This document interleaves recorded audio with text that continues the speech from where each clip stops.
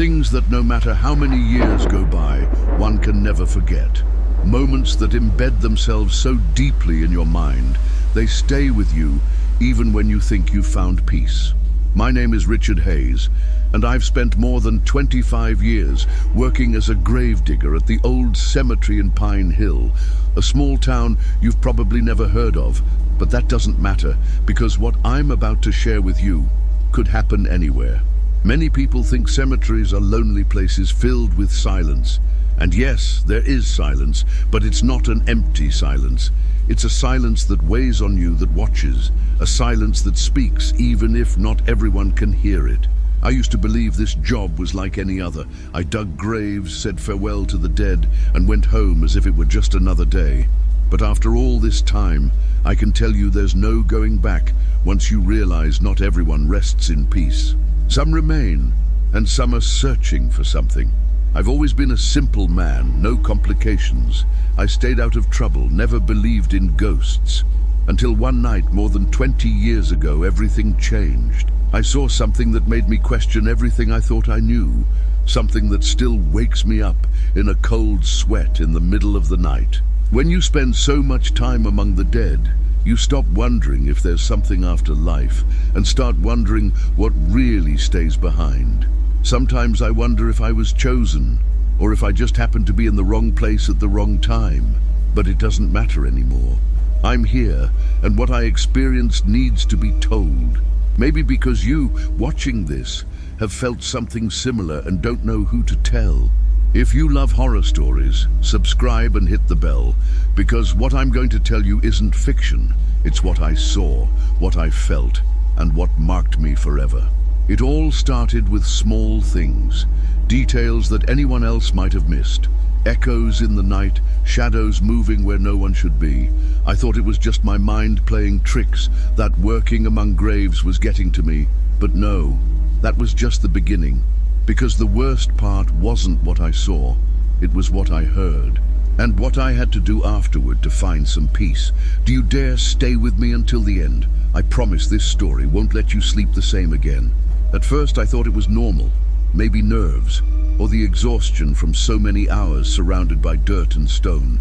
But those nights started to feel different. There was something in the air, something that made my skin crawl every time the sun went down and I was left alone, with hundreds of graves beneath my feet. It was on a cold, early morning, after finishing closing up a grave, that I heard it for the first time. A whisper, barely audible, coming from the oldest corner of the cemetery.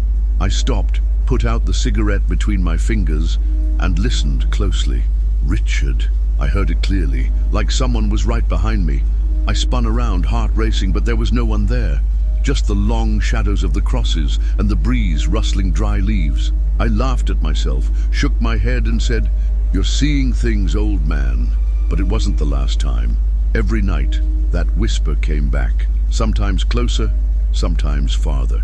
Always my name, always that muted voice, like it was speaking from deep inside a well. As days went by, I started noticing other things. Tools, not where I left them, candles lighting on their own, and the constant feeling that something was following me.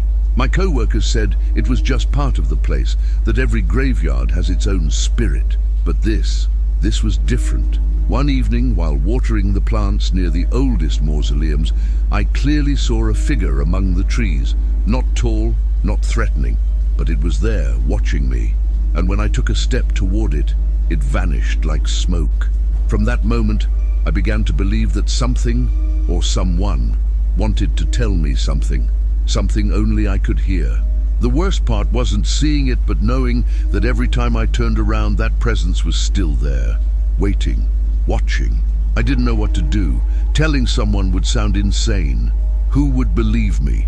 So I kept quiet, pretending everything was fine. But inside, I knew something was about to happen, something big, and I wasn't wrong. That same week, there was a burial that changed everything, not just my life, but how I understood death itself. It was a Thursday under a gray sky, one of those days where the air feels heavy and everything seems to stand still. Pine Hill Cemetery was quieter than usual, like it sensed what was coming. The family arrived slowly, in a line, accompanied by a priest who barely lifted his gaze. I, as always, stayed in the background, waiting for the moment I had to step in. That burial didn't seem different from the others. A grieving family, words lost between sobs, and that emptiness left when the earth claims one more. I was used to it, but that day, something broke my routine completely. When it came time to close the casket, I stepped forward with the shovel in hand, just like I had done hundreds of times. But as I looked in, my eyes widened. In the coffin lay the body of a man around 40, with a peaceful face, like he was just sleeping. So far, nothing unusual. But when I looked up, right across from me, I saw someone else. A man who looked exactly like him, standing there, staring straight at me. A chill ran down my spine. Must be a brother, a cousin, someone who looks a lot like him, I thought, trying to stay rational. But something told me no. No one else seemed to notice him. The family kept crying, not even glancing his way. And that man never stopped looking at me. As we lowered the casket, I noticed his expression changed. No longer calm, it turned to confusion, desperation. He tried to speak to his loved ones, to touch their shoulders, but they didn't react, as if he wasn't even there.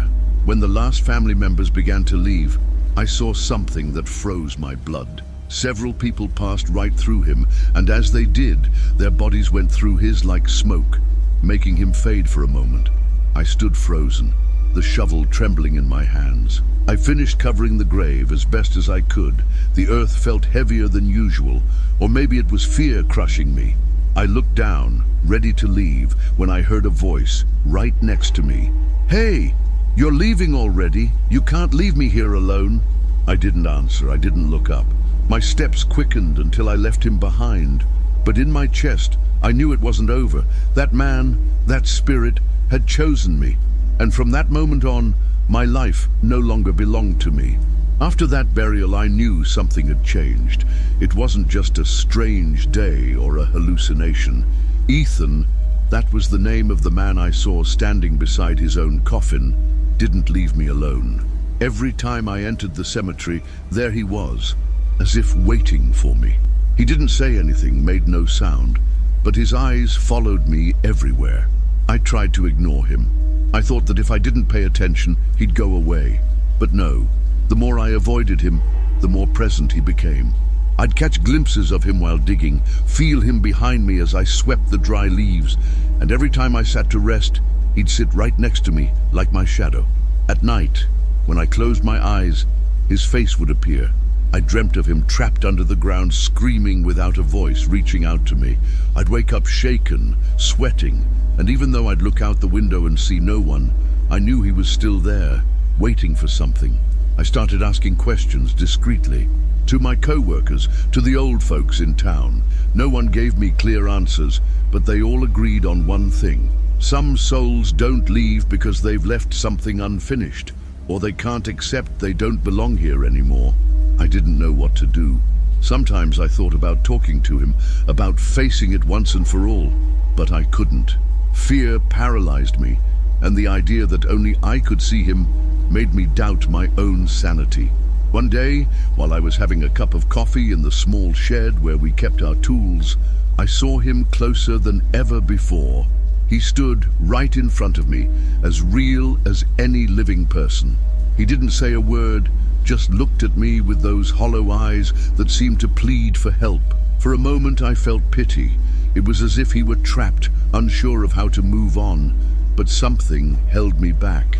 A strange feeling, a tightness in my chest, like he wasn't the only one there, like another darker presence was drawing near. That was when I realized the cemetery held deeper secrets, and what I had experienced was only the beginning. Tap the yellow lamp icon and stay with us, so together we can uncover disturbing mysteries, because what's coming is more chilling than you can imagine. Shortly after those weeks filled with silence and Ephraim's empty stares, the cemetery filled again, this time for something no one ever wants to witness. It was the burial of a young girl, barely 15, they said, and her life had been taken so suddenly. The atmosphere was different, heavier, more sorrowful. Even the birds that usually fluttered around the cypresses were silent. I stood watching from the shadow of a mausoleum, shovel resting on the ground. I couldn't help the lump in my throat. I thought that after everything I'd been through, nothing could affect me. But seeing the parents clinging to their daughter's coffin, that's something you never forget. When the ceremony ended, people slowly began to leave. The grave was already covered, and the wind rustled the freshly laid flowers. I approached to make sure everything was in order when I saw her. A few yards away, beneath the old jacaranda tree, she stood, Mariella, the same girl who had just been buried. Her brown hair hung over her shoulders, and her large eyes seemed to stare blankly. She wasn't crying, she wasn't looking for her family. She was just there, as if something had left her stranded. My body froze. I couldn't move. I knew what I was seeing wasn't supposed to be there, but I couldn't look away either. She slowly turned her head toward me. She didn't speak, just looked, as if she knew I could see her. In the blink of an eye, she drifted away, walking among the gravestones, moving away from the living, vanishing into the shadows. And then I understood there was something more, something holding her back. For several days, I didn't see her again, but her voice began to follow me. At first, just a whisper, like an echo in the wind. Then, clearer, more direct. "Richard, I know you hear me." I froze. I was in the shed drinking some water when I heard her for the first time.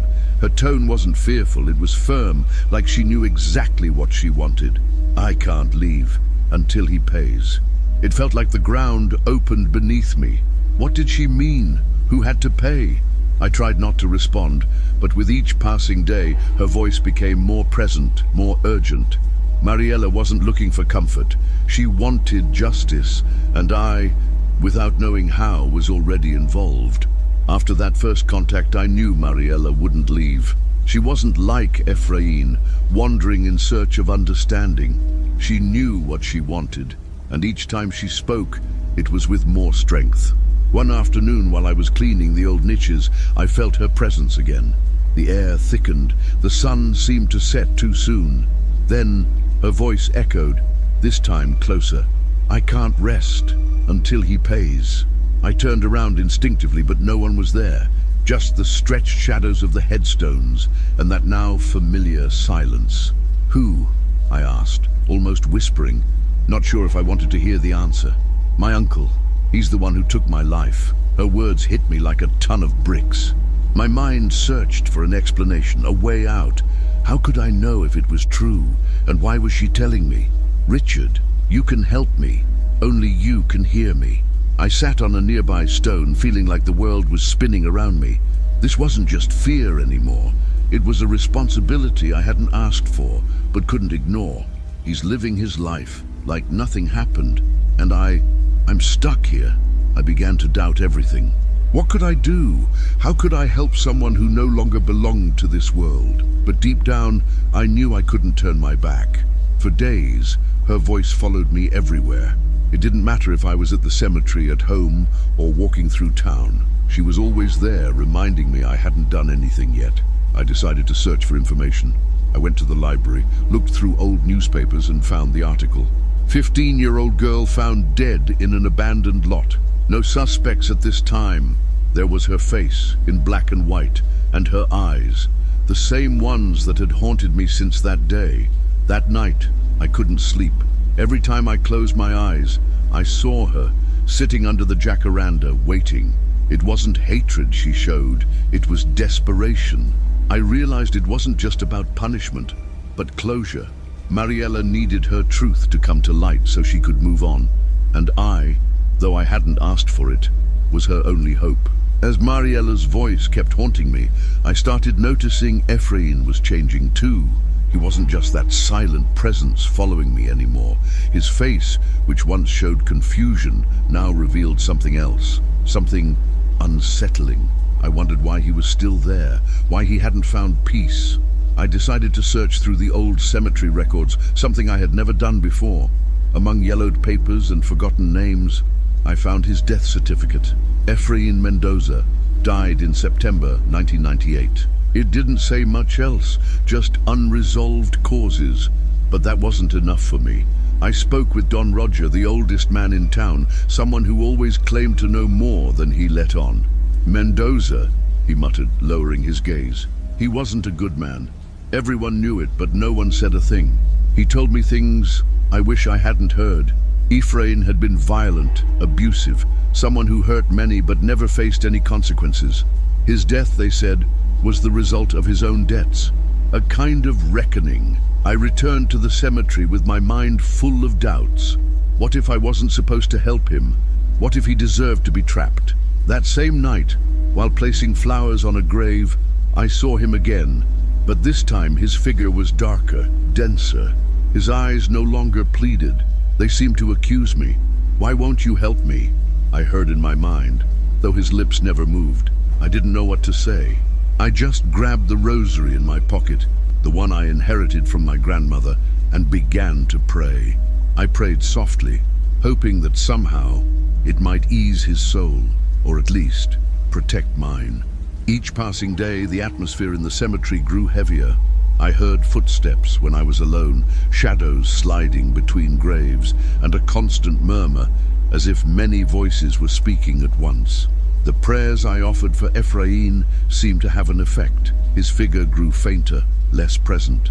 But the fear remained, and while he seemed to fade away little by little, Mariella grew more insistent. I knew I had to do something. One was finding his path, but the other still waited for justice. The atmosphere in the cemetery was no longer the same.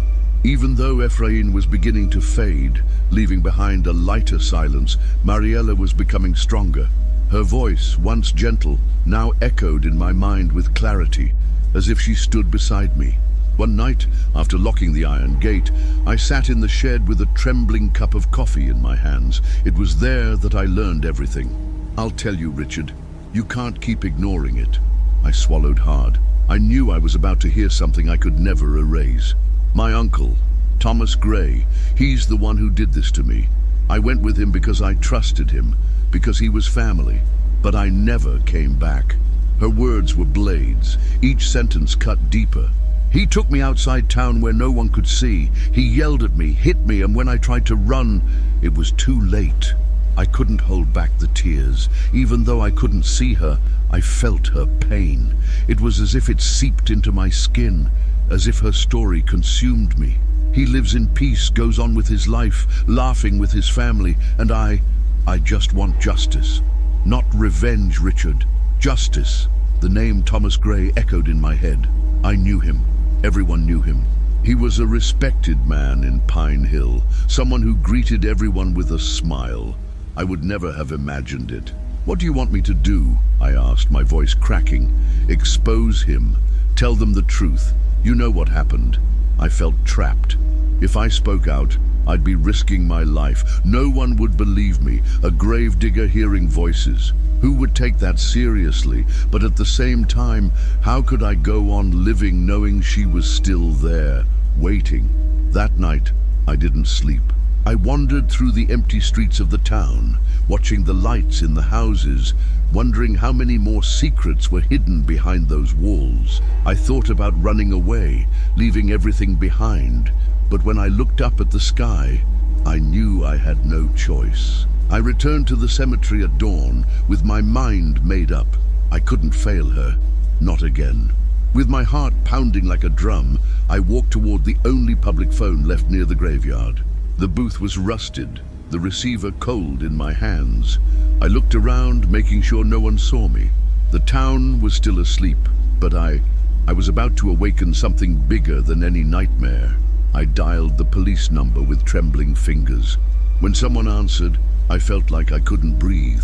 I want to report a crime, something that happened a while ago. I know who did it. My voice sounded strange, like it didn't belong to me. I didn't give my name, but I told them everything Mariella had told me, every detail, every blow, every place where she had been taken. The officer on the other end of the line stayed silent, then asked, "How do you know all this?" "It doesn't matter how I know. Just do something before it's too late." I hung up before they could ask anything else. I hurried away, my chest tight, like some invisible weight was crushing me. That night, I didn't go back to the cemetery. I stayed at home, locked in, waiting for what I didn't know. The next day, the whole town was talking about it. Thomas Gray had been arrested. They took him from his house at dawn in handcuffs, while his family screamed in confusion. The local papers said an anonymous call had revealed everything, and the evidence matched an unsolved case. Seeing his face on the front page, I felt something I can't describe.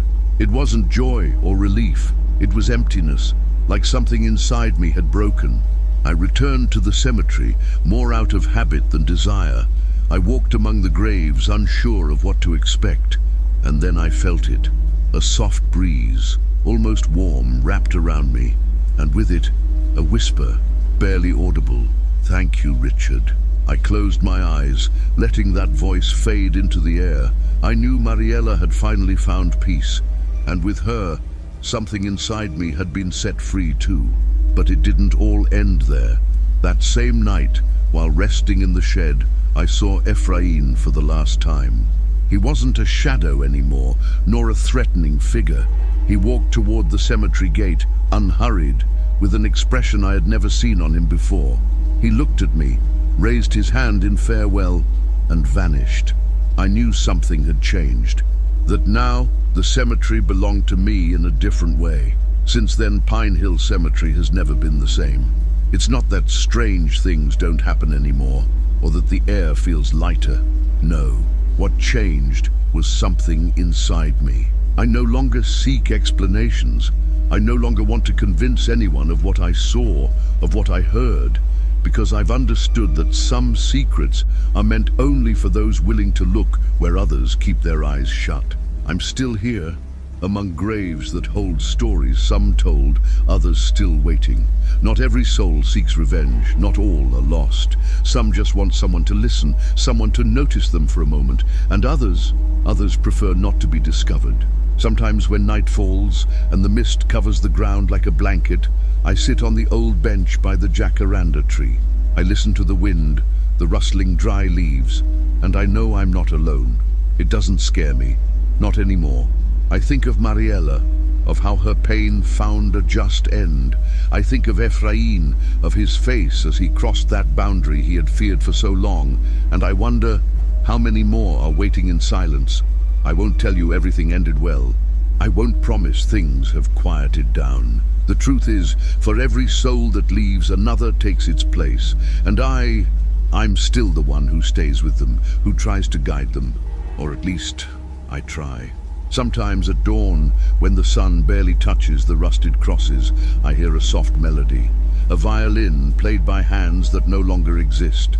It's little Louis, a boy who left too soon, but who still walks these grounds, letting his music ease the burden of those of us who remain. Do you want to know more about him? Hear his story and how he came to play for the dead? Maybe I'll tell you if you're ready. Because here, in this place forgotten by many, the voices never fade. They're just waiting for someone willing to listen. And you, do you dare?